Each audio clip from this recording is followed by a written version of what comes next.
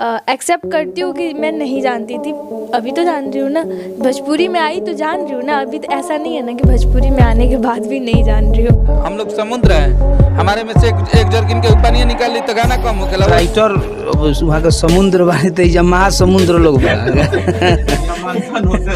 मंथन चल। तो हेलो दोस्तों, आज की इस वीडियो में मेरे पास काफी सारे इंटरेस्टिंग न्यूज है पवन सिंह, खेसारी लाल यादव और पूरे भोजपुरी इंडस्ट्री की तरफ से। तो वीडियो में लास्ट तक बने रहेगा, काफी मजा आने वाला है आज की इस वीडियो में। तो सबसे पहला न्यूज है अखिलेश कश्यप और प्रमोद प्रेमी की तरफ से। तो दरअसल कुछ दिन पहले एक इंटरव्यू के दौरान अखिलेश कश्यप ने खुद को समंदर बताते हुए प्रमोद प्रेमी को क्या बोला था, पहले आप उस वीडियो को देखिए।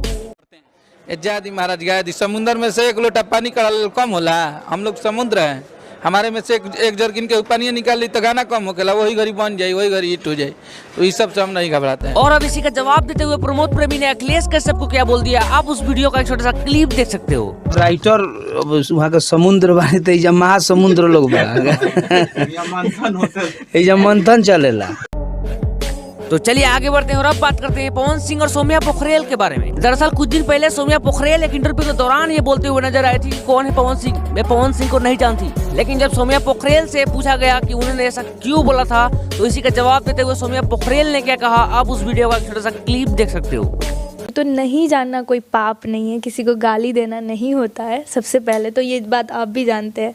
तो मैं इस चीज़ को एक्सेप्ट करती हूँ कि मैं नहीं जानती थी। अभी तो जान रही हूँ ना, भोजपुरी में आई तो जान रही हूँ ना। अभी तो ऐसा नहीं है ना कि भोजपुरी में आने के बाद भी नहीं जान रही हूँ। हाँ, तो यही है कि जानती हूँ। और आज सौभाग्य है कि उनका मतलब कि आज सौम्या पोखरेल जी का ये कहना है कि हाँ मैं पवन सिंह जी को जानती हूँ।